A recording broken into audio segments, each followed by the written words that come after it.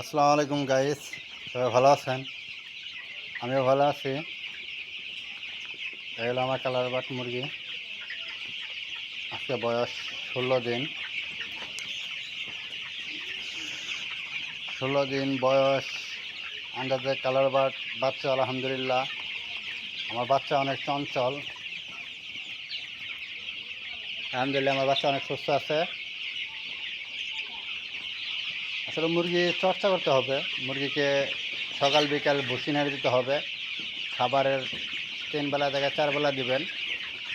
পানি 3 বেলা চেঞ্জ করতে হবে। এগুলো আমার কালার বাট মুরগি।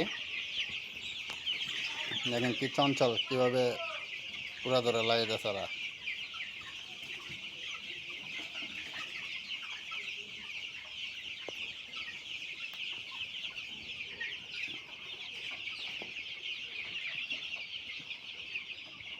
এগুলো আমার কালার বাট মুরগি।